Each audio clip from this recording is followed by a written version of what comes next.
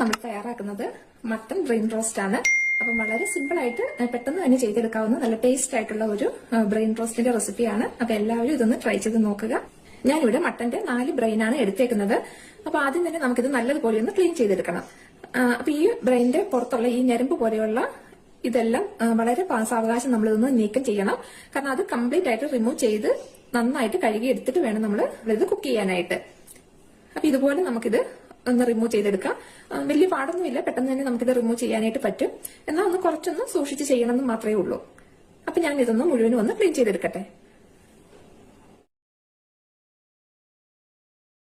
ഇപ്പൊ ഇവിടെ നമ്മൾ ബ്രെയിൻ നല്ലതുപോലെ വൃത്തിയാക്കി എടുത്തിട്ടുണ്ട്.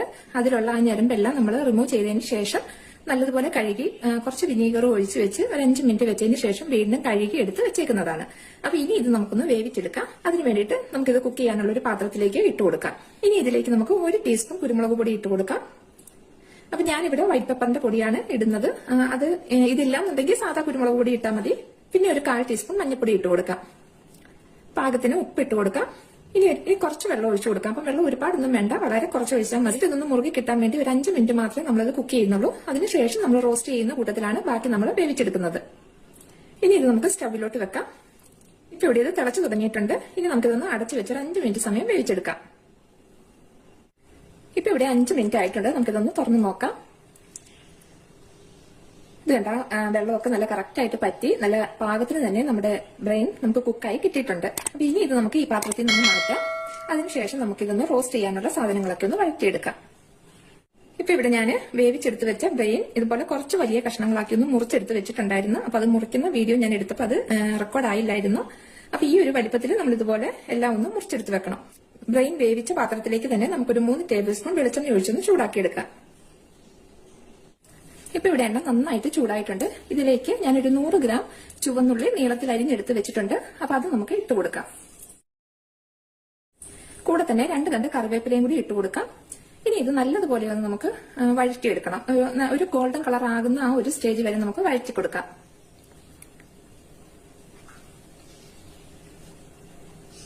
ഇപ്പൊ ഇവിടെ ഉള്ളി നന്നായിട്ട് വഴന്നു വന്നിട്ടുണ്ട്.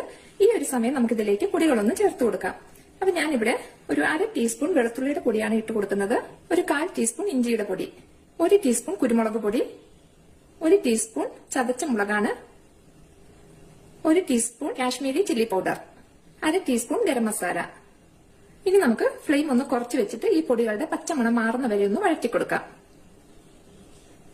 ഇപ്പൊ പൊടികൾ നന്നായിട്ട് നമുക്ക് മൂത്ത് കിട്ടിയിട്ടുണ്ട്. ഇനി ഇതിലേക്ക് നമുക്ക് ഒരു ചെറിയ തക്കാളി ഒന്ന് അരച്ചെടുത്തേക്കുന്നതാണ്. ഇതും കൂടി ഒഴിച്ചു കൊടുത്ത് ഈ കൂടെ തന്നെ ഈ അരപ്പിന് ആവശ്യത്തിനുള്ള ഉപ്പും കൂടിയും ചേർത്ത് നമുക്ക് ഒന്നും കൂടി ഒന്ന് വഴറ്റിയെടുക്കാം. ഇനി ഇതിലേക്ക് നമ്മൾ റെഡിയാക്കി വെച്ചിരിക്കുന്ന ബ്രെയിൻ ചേർത്ത് സാവകാശം നമുക്ക് ഇളക്കി യോജിപ്പിക്കാം. അപ്പം ബ്രെയിൻ സൂക്ഷിച്ച് വേണം നമ്മൾ ഇളക്കാനായിട്ട്. ഇത് പൊടിഞ്ഞു പോകാനുള്ള ചാൻസ് കൂടുതലാണ്. അതുകൊണ്ട് തന്നെ വളരെ സാവകാശം നന്നായിട്ട് ഇളക്കി ഈ മസാലയായിട്ട് നമുക്ക് യോജിപ്പിച്ചെടുക്കാം. ഇനി ഇത് നമ്മൾ ഏറ്റവും ലോ ഫ്ലെയിമിലേക്ക് മാറ്റിയിട്ട് നമുക്ക് അടച്ചു വെച്ച് ഒരു 10 മിനിറ്റ് നമുക്ക് വേവിച്ചെടുക്കാം. അപ്പൊ ആ ഒരു സമയം നമ്മൾ ഇത് ഇടയ്ക്കിടയ്ക്കൊന്ന് തുറന്ന് സാവകാശം ഒന്ന് ഇളക്കി കൊടുത്ത് വീണ്ടും അടച്ചു വെച്ച് അങ്ങനെ വേണം നമ്മൾ ഇത് റെഡിയാക്കി എടുക്കാനായിട്ട്. ഇപ്പൊ ഇവിടെ 10 മിനിറ്റ് ആയിട്ടുണ്ട്. നമ്മുടെ മട്ടൺ ബ്രെയിൻ റോസ്റ്റ് റെഡിയായി ഒന്ന് നമുക്ക് നോക്കാം. നല്ല കറക്റ്റ് ആയിട്ട് തന്നെ നമ്മുടെ മട്ടൺ ബ്രെയിൻ റോസ്റ്റ് റെഡി ആയിട്ടുണ്ട്. അപ്പൊ അവസാനമായിട്ട് നമുക്ക് ഇതിലേക്ക് കുറച്ച് മല്ലിയിലയും കൂടി ഒന്ന് തൂക്കിക്കൊടുക്കാം. അപ്പൊ ഇത്രയേ ഉള്ളൂ. വളരെ ടേസ്റ്റ് ആയിട്ടുള്ള വളരെ ഈസി ആയിട്ട് ചെയ്തെടുക്കാവുന്ന ഈ ഒരു മട്ടൺ ബ്രെയിൻ റോസ്റ്റ് നിങ്ങൾ എല്ലാവരും ഒന്ന് ട്രൈ ചെയ്ത് നോക്കുക. റെസിപ്പി ഇഷ്ടമായിട്ടുണ്ടെങ്കിൽ മറക്കാതെ ഒന്ന് ലൈക്ക് ചെയ്യുക. നിങ്ങളുടെ ഫ്രണ്ട്സിനും ഫാമിലി മെമ്പേഴ്സിനും ഒക്കെ ഒന്ന് ഷെയർ ചെയ്ത് കൊടുക്കുക. ഇൻഷാ അല്ലാഹ് നമുക്ക് പുതിയ റെസിപ്പിയുമായി വീണ്ടും കാണാം.